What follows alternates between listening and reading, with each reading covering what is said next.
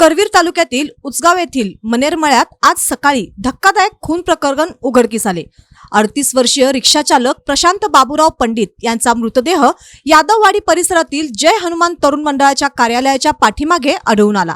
अज्ञात व्यक्तींनी दगडाने तोंडावर आणि डोक्यावर ठेचून त्यांची हत्या केल्याचे प्राथमिक तपासात समोर आले आहे।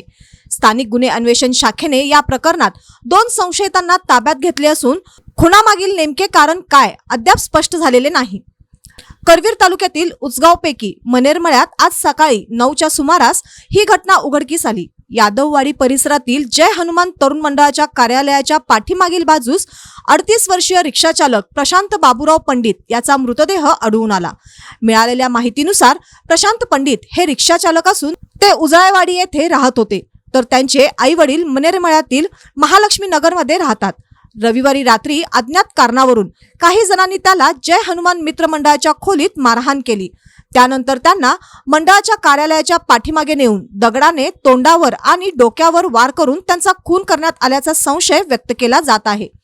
घटनेची माहिती मिळताच गांधीनगर पोलीस, स्थानिक गुन्हे अन्वेषण शाखा आणि फॉरेन्सिक लॅबचे पथक तात्काळ घटनास्थळी दाखल झाले।